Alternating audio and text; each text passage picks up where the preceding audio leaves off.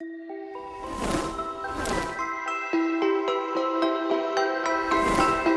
I'm Geert and I'm part of Renatio group. We have done agile transformations and our value proposition is to accelerate your digital delivery and especially to make your delivery more predictable. In this clip, we discuss the definition of business value. Why this is important, you might say? I'll explain throughout the video, but the short version is that it directly impacts your planning and your portfolio management process. When undergoing an agile transformation, you will soon be confronted with an overwhelming amount of abstract and vague concepts, such as technical depth, velocity, commitment, and shippable increment. In analogy with Charles Darwin's survival of the fittest, we can state that for companies, it is not the strongest nor the most intelligent that survives, but the ones most responsive to change. In the context of achieving business agility, one could define Agile as follows. Early delivery of business value with less bureaucracy. Agile methodologies such as Scrum are all about delivering value for organizations. But few people are able to define value into something that is actually meaningful in the context of a project or an organization. One could wonder why business value actually needs a clear definition. Well, to explain, typical for an IT organization is that the business demand exceeds the IT budget and the resource availability, meaning there's a systematic shortage of resources and an abundance of business ideas to be realized. Given those constraints, it is important that the next cool feature or the next new great product is characterized by the things that are generating the most value for the company. Or in simple terms, most bang for the buck. In our past projects, we very often notice that it's very difficult to get a common understanding of what this notion of business value is. That is because, depending on the department you're working in, your notion of business value is very different.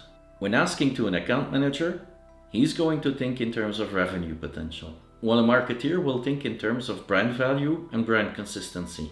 And operational support will think in terms of customer problems. And none of them are wrong, in fact. Let's dig a little deeper in the notion of business value in the context of a delivery process. We all agree that a product owner is responsible for maximizing the business value, and that the development team is responsible for delivering value during sprints. You'll probably not in agreement, as it sounds very profound. What does it mean in your own work environment, your company, your team, your project? Well, can you answer any of the following questions? How do you know if work done by a development team results in value? Is all delivered working functionality directly valuable for the organization? And what does maximizing value means in terms of behavior and decisions? How do you know which functionality has more business value over another functionality? Are there different kinds of value? Are they equal? How do you compare them? Whose perspective do we take when deciding what has value? All of these questions are evidently difficult to answer. And most agile methodologies stay away from the definition of value altogether, arguing that it depends on the context of the project and the organization where the work is done. In fact, the Scrum Guide doesn't even provide a definition of value at all, but still strongly suggests that the team should deliver value, and that the product owner is the one deciding what has value and what has not. But what happens when there's no good working definition of value? I can perfectly imagine a team that works through their sprints perfectly, delivers high quality functionality at a steady pace for the product owner, but does not actually deliver anything of value to the organization. So just doing Scrum will not magically result in value. It's still very easy to work on the wrong stuff at the wrong time. While most methodologies talk about value, I prefer to talk about business value. This emphasizes that the work the team does should actually benefit the customer. But note how vague that is. Thankfully, when it comes to business value, there are plenty of definitions on the internet and in books. This is one from Wikipedia. Business value is an informal term that includes all forms of value that determine the health and well-being of the firm in the long run. Although this definition has a sensible point that something has business value when it contributes to the well-being of the company in the long run. it's still quite vague and broad, right? It will not help us when getting into the nitty-gritty details of defining the value of epics, user stories, or the backlog. Simply put, we need to have something that helps us defining whether it's the right thing or the wrong thing when we put it on the backlog. And when prioritizing, we should be able to say when it's the right time or the wrong time. So, how did we go about it in our past projects? Well, let's start with portfolio management. Yes, the two dreadful words are out, portfolio management. While this is often considered as an administrative process, mostly associated with a PMO organization, going against the very definition of Agile which we referred to in the beginning. Nevertheless, no organization can go without it.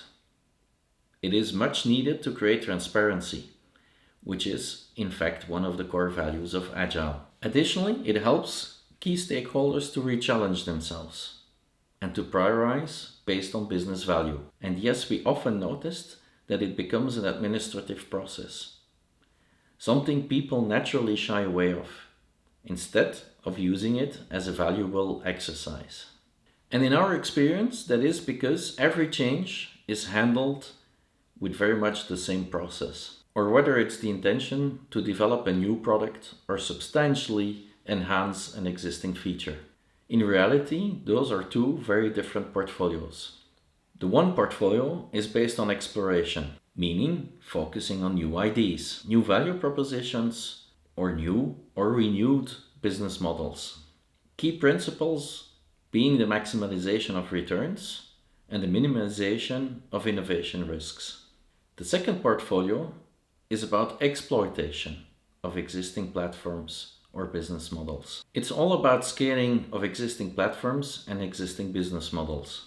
It's about fostering emerging products or renovating declining products. Key principles in this case being about improving returns and reducing disruption risks. And as you probably figured, both portfolios have a very different notion of business value. The one is about learning and creating, while the other is about optimizing based on known insights. Very different dynamics with very different stakeholders within the organization. And also very different dynamics in terms of life cycle, budget allocations, and budget approvals.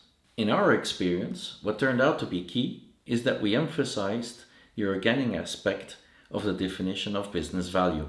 It's based on bringing the stakeholders around the table on a very regular basis, weekly, or even preferably daily, and to present their initiatives and explain to their peers how their initiative is going to bring value to the customer. This allows for an organic definition and consensus around business value. The prioritization criteria when piloting the creation of a new product are obviously very different than the ones used when maximizing an existing product. Let me elaborate on both aspects by giving you an overview of the types of value. First, commercial value. Second, market value. Third, efficiency value. Fourth, customer value. And fifth, future value. So, commercial value. Commercial value is the most obvious one because it consists of functionality that directly contributes to profit. The key question to ask is, how much profit or revenue will this functionality result in? Examples are a new version of software the customer will pay for, or improve the subjective value of software so people are willing to pay more for it. 2. Market value. Market value increases the number of potential customers. The key question to ask here is how many new customers will I be able to serve? For example, functionality that drives in a new group of customers, adding features a competitor doesn't have. The third value being efficiency value. Efficiency value increases operational efficiency and therefore decreases operational costs. The question to ask is, how much money will this save us? For example, reduce the amount of errors of a functionality or increase the speed, reducing the amount of time needed to set up a new customer environment, decreasing the time to market, which is indeed the most important thing when we're talking about efficiency value.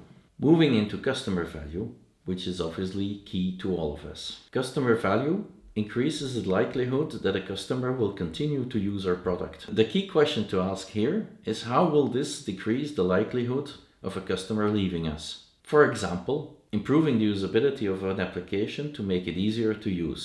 Adding a new feature that is commonly asked by our users. And last but not least, future value. Future value increases the chances of realizing one of the before mentioned values by doing innovation. Do you know how much value this will bring you in the future? Examples are, would adopting a new framework and doing development differently save you money?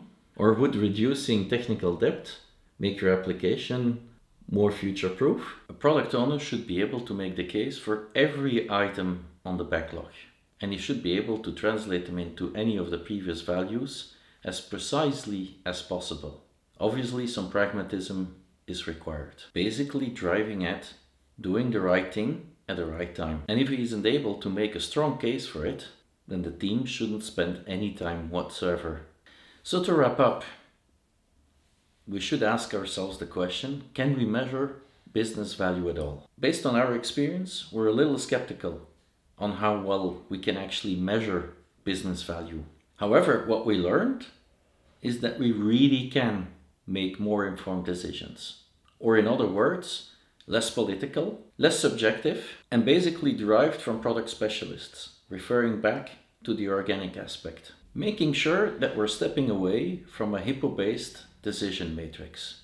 Hippo, as in the personal opinion of the best paid manager. And as Renatio, we strongly believe that that's a good thing, because it avoids wasting time and effort and expensive resources on work that will not contribute to the organization.